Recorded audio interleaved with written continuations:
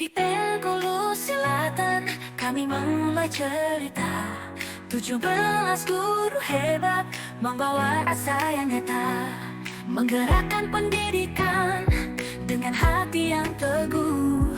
Melewati rintangan, we never give up.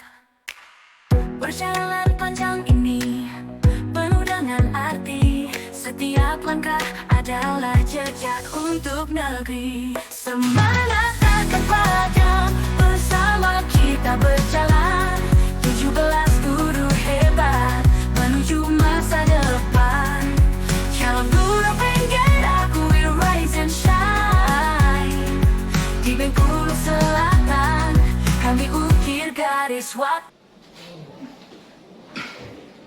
Oke, assalamualaikum warahmatullahi wabarakatuh, Pak. Waalaikumsalam warahmatullahi wabarakatuh, Pak Robert. Selamat pagi, Pak ya. Pagi. Maaf mengganggu waktunya, Pak ya. Kenalkan, saya Robert Manujung, calon guru penggerak angkatan 11 dari SMA Negeri 8 Bengkulu Selatan, Pak. Kami sekarang itu sedang ada tugas wawancara kepala sekolah di modul 13.1. Jadi kami mau mengetahui bagaimana cara Bapak selama ini untuk menyelesaikan kasus-kasus tentang dilema etika. Oke, bisa saya mulai, Pak ya? Siap. Ini, Pak, pertanyaannya yang pertama itu selama ini bagaimana cara Bapak untuk mengidentifikasi kasus-kasus yang merupakan dilema etika atau bujukan kebijakan moral, Pak? Jadi gini Pak Robert ya, untuk sama-sama kita ketahui kalau rujukan moral dan dilema etika itu kan pada prinsipnya sama tapi sebenarnya berbeda kasusnya gitu kan. Kalau dia dilema etika itu yang sebenarnya lebih berat timbang dengan rujukan moral. Kalau dilema etika itu kan dalam kondisi benar gitu, pertimbangan ini benar, tapi kita sebagai satuan pendidikan, kepala satuan pendidikan harus mengambil keputusan pada saat itu kan. Nah, itu. Kalau dia bujukan moral itu lebih ke kita tahu bahwa guru ini atau siswa ini melakukan kesalahan sehingga harus mengambil keputusan yang antara negatif dan positif. Tentu kan kita pilihnya yang positif kan seperti itu.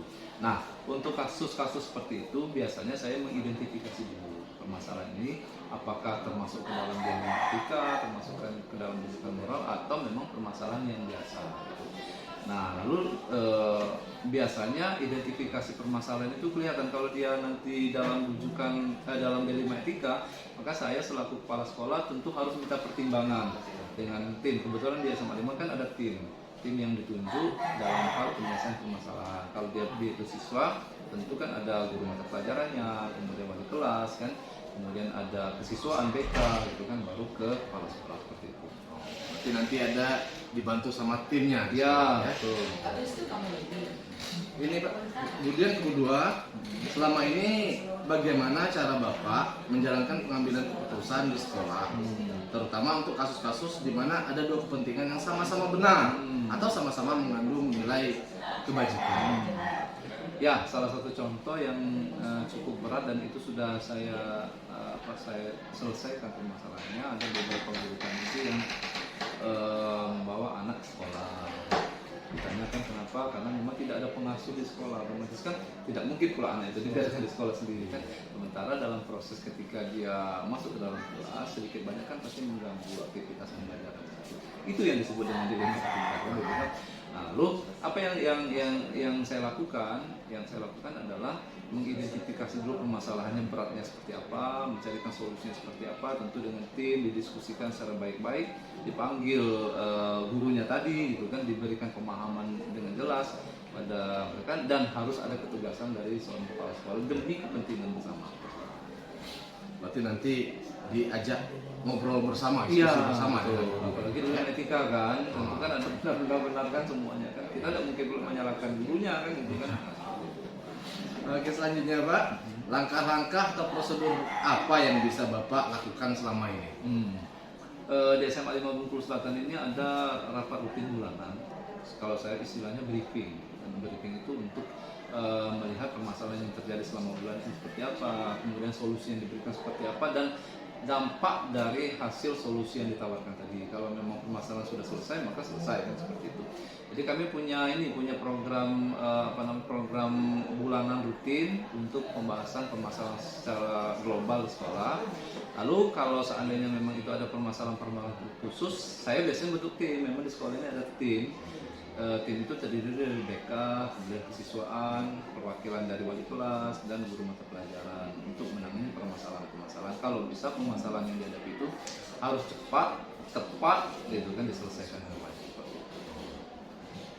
Terus hal-hal apa saja yang selama ini Bapak anggap efektif dalam pengambilan keputusan pada kasus-kasus dilema etika ini tadi? Ya, tadi saya sampaikan bahwa keputusan itu bukan keputusan mutlak dari kepala sekolah, tapi keputusan adalah keputusan bersama dari tim. Kemudian si guru atau siswa tadi diajak dalam tim itu dibahas secara bersama-sama, sehingga permasalahan yang dihadapi oleh X tadi itu bisa diterima dengan baik, karena memang kita melibatkan tim yang bekerja untuk menyelesaikan permasalahan tersebut, walaupun nanti pada intinya, pada akhirnya kan tetap kepala sekolah yang mengambil. Jadi itu Pak, jadi bukan keputusan mutlak kepala sekolah. Biasanya kan ada beberapa kepala sekolah yang otoriter kan, tidak boleh bawa anak, tidak boleh, tapi dia tidak melihat permasalahannya seperti apa, seperti itu kan. Sehingga ya dicarikan solusi terbaik, akhirnya ya bisa menerima juga kan. Jadi win-win solution. Ya, betul. Oke, selanjutnya Pak, hal apa saja yang selama ini merupakan tantangan dalam pengambilan keputusan pada kasus-kasus yang dilematika tadi? Ya, sebenarnya memang ada pertentangan kan. Ketika saya mengambil keputusan X, sudah ada pertimbangan dari tim, dari warga sekolah, tapi ada juga memang beberapa yang menolak itu. Tapi ya selaku kepala sekolah kan harus tegas juga kan, demi kepentingan bersama, demi integritas sekolah, demi proses KBM yang berjalan lancar di sekolah. Tapi biasanya ujung-ujungnya juga menerima, oh ternyata benar Pak solusi yang diberikan, ditawarkan, seperti itu. Seperti itu efektif itu ya. Kemudian apa Bapak memiliki sebuah tata kala atau jadwal tertentu dalam sebuah penyelesaian kasus dilema etika ini, Pak? Apakah Bapak itu langsung menyelesaikan tepat atau punya jadwal tersendiri? Seperti yang saya sampaikan tadi, SMA 5 punya program penyelesaian permasalahan itu rapat briefing namanya kan, setiap bulan, 1 bulan sekali. Nah, tetapi kadang sifatnya insidentil. Kalau memang itu harus diselesaikan segera dalam waktu yang cepat dengan tepat seperti itu kan, biasanya tidak menunggu jadwal rapat lagi, harus diselesaikan pada saat itu seperti itu. Karena gini, misalnya permasalahan dengan anak-anak gitu kan, anak berkelahi atau bullying atau apa kan gitu kan, pada saat itu memang harus diselesaikan cepat. Kenapa? Karena kadang-kadang pihak-pihak luar yang mengambil kepentingan kadang-kadang membuat permasalahan itu jadi kompleks dan lebih susah untuk diatasi seperti itu. Berarti kita punya jadwal tersendiri sebenarnya, tetapi juga ada untuk kasus-kasus eksidental itu nanti bisa langsung diselesaikan gitu kan. Kemudian adakah seseorang atau faktor-faktor apa yang selama ini mempermudah atau yang membantu Bapak dalam pengambilan keputusan dalam kasus-kasus dilema etika tadi? Ya, saya di SMA 5 Bungkulu Selatan ini menyampaikan bahwa ini sebuah keluarga, rumah kedua kan istilahnya kan Bapak Ibu. Jadi apapun permasalahan di sini, ini adalah permasalahan kita bersama. Ketika satu sakit maka kita juga merasakan, ketika ada bahagia maka kita merasakan. Nah, hal-hal seperti itu sebenarnya yang sangat mendukung sekolah kita ini, sehingga apapun keputusannya itu biasanya warga sekolah menerima dengan baik karena kekeluargaan. Kemudian seperti saya kan dari hati-hati, kemudian ada permasalahan, apa sih akar permasalahannya. Ternyata memang betul, kadang-kadang kan sering terlambat karena memang posisi orang tuanya lagi sakit, tidak ada yang ngurus. Nah, selaku kepala sekolah, satuan pendidikan, nggak mungkin kan kamu harus masuk pagi kan. Dicarikan solusinya seperti apa, misalkan jangan jam pagi dan seperti itu. Jadi dengan hal-hal yang seperti itu, kekeluargaan seperti itu yang menjadi modal dasar bagi kami, bagi saya selaku kepala sekolah di sini. Kebijakan-kebijakan yang saya ambil biasanya diterima dengan baik seperti itu. Selanjutnya Pak, yang terakhir ini Pak, dari semua hal yang telah disampaikan tadi, pelajaran apa yang Bapak petik dari pengalaman Bapak dalam pengambilan keputusan dilema etika ini? Ya, jadi pada prinsipnya kita selaku kepala satuan pendidikan tidak otoriter, kita memahami permasalahan seperti apa, kemudian menawarkan solusi yang seperti ini, gitu kan. Dengan hal-hal yang seperti itu, keputusan bersama diambil secara bersama-sama, maka itu akan lebih baik ketimbang saya mengambil keputusan secara otoriter. Itu saja Pak. Terima kasih maaf mengganggu waktunya Pak ya. Nah, permisi Pak ya. Ya, Pak. Assalamualaikum Pak. Waalaikumsalam.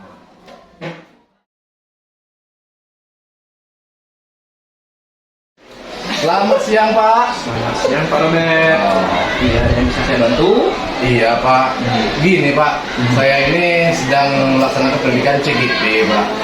Saya calon guru penggerak angkatan 11 Ya. dari SMA Negeri 8 Bengkulu Selatan. Jadi sekarang kami sedang melaksanakan tugas demonstrasi kontekstual modul 3.1 tentang dilema etika.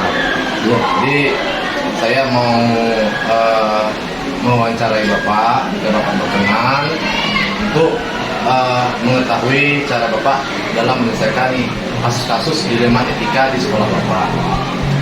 Oke, bisa dimulai Pak? Sudah bersedia Pak? Ya. Terima kasih Pak. Ya, jadi pertanyaan pertamanya, selama ini bagaimana cara Bapak dapat mengidentifikasi kasus-kasus yang merupakan dilema etika atau bujukan moral? Ada dua hal yang bertentangan tetapi kurang lebih adalah sama ya, yaitu yang namanya dilema etika, di mana kasusnya adalah kita ketemu benar berlawan dengan yang juga benar, atau sebaliknya kita bujukan moral, di mana kasusnya benar melawan hal yang salah. Di mana hal ini saya selaku pimpinan sekolah itu harus mengambil keputusan yang paling tepat sehingga tidak semakin rumit dan tidak merugikan kepentingan saya. Baik Pak, dan berikutnya, selama ini bagaimana cara Bapak dalam menjalankan pengambilan keputusan di sekolah, terutama untuk kasus-kasus di mana ada dua kepentingan yang sama-sama benar atau sama-sama mengandung nilai kebajikan?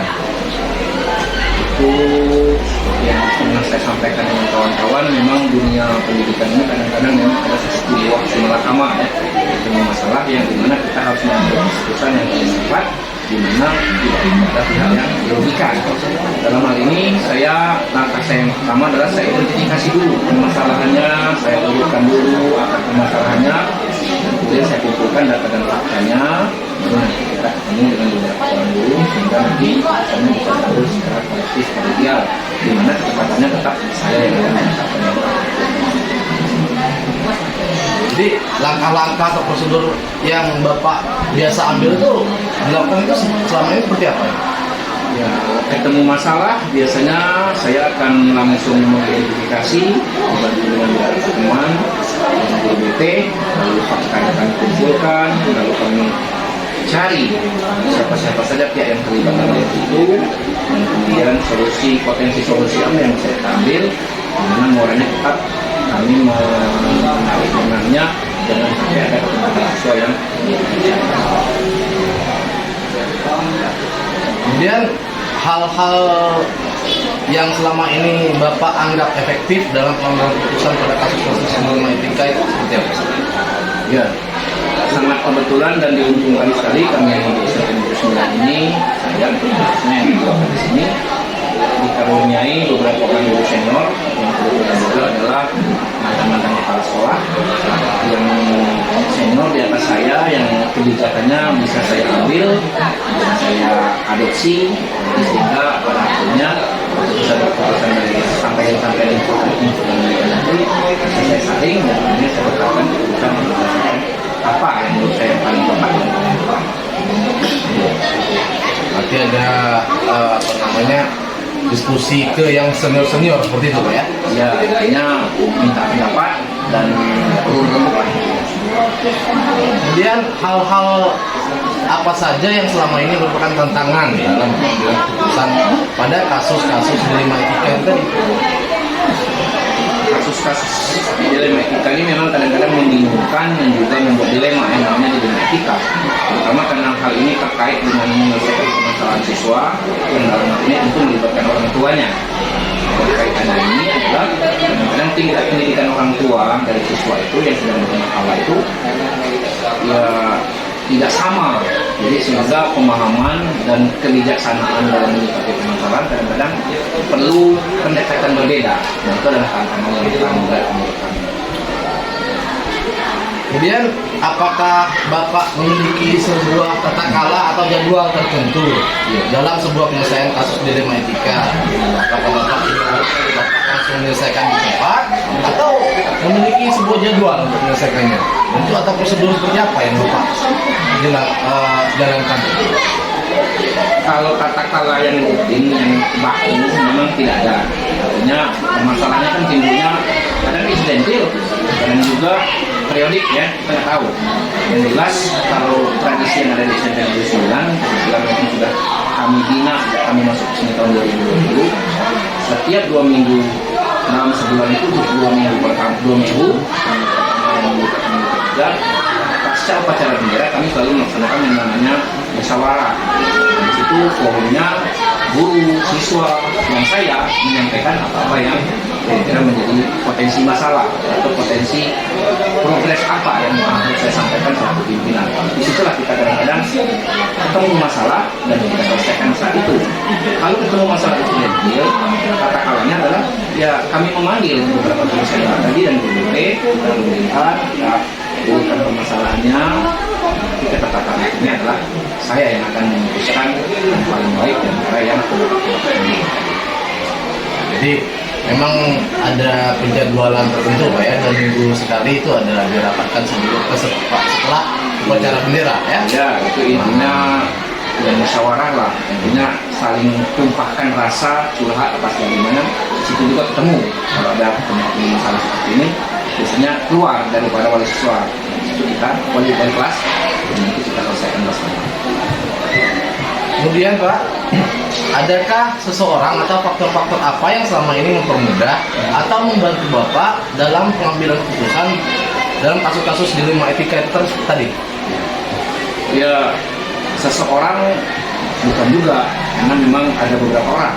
Jadi ada beberapa orang yang seperti di awal tadi, beberapa guru senior dan juga memang kepala sekolah, dan yang diuntungkan juga karena kebetulan guru BP atau guru SMP 29 ini memang spesialis. Memang beliau adalah pengamatan sarjana BK. Jadi dia ilmu konselingnya tentunya lebih melompat daripada bukan. Jadi dari tempat kita untuk berdiskusi yang baik. Jadi sehingga keputusan nanti tetap di akhirnya ilmunya adalah tetap Nanti ada orang-orang yang membantu senior-senior dan guru BK ya, saat saya butuhkan mereka siap untuk diminta. Kemudian Pak, yang terakhir nih, dari semua hal yang telah disampaikan, pelajaran apa yang dapat Bapak petik dari pengalaman Bapak mengambil keputusan dilema etika yang tadi? Dari setiap permasalahan itu memang tidak semua berat, tidak semua ringan, tidak semua bisa menjadikan permasalahan yang berat dan menjadi permasalahan yang besar ya. Tapi intinya dari setiap permasalahan, tingkatan permasalahan itu yang menjadi kata kunci adalah berkolaborasi. Jadi kalau kita bekerja sama dalam hal penyelesaian masalah, berkolaborasi dengan semua pihak terkait, maka tidak ada permasalahan yang selesai. Jadi kata kolaborasi itu adalah kata kunci menurut saya dalam masalah-masalah. Jadi dalam setiap penyelesaian masalah di kasus-kasus sekolah yang Bapak jalankan selama ini itu pada intinya berkolaborasi dengan teman-teman sejawat yang lain ya. Tidak atas kepentingan, tidak atas keputusan saya sendiri, tidak dengan ego saya sendiri, kita berembuk, ada musyawarah, sehingga kepentingan siswa tidak dirugikan. Baik, itu saja Pak yang perlu saya tanyakan. Saya minta maaf telah mengganggu aktivitas Bapak siang hari ini. Itu saja. Assalamualaikum warahmatullahi wabarakatuh Pak. Salam, senang bisa membantu, mudah-mudahan terbaik bisa tembus di CBP. Terima kasih banyak. Selamat siang Pak ya. Hulu Selatan kami mulai cerita 17 guru hebat membawa rasa yang nyata, menggerakkan pendidikan dengan hati yang teguh, melewati rintangan, we never give up.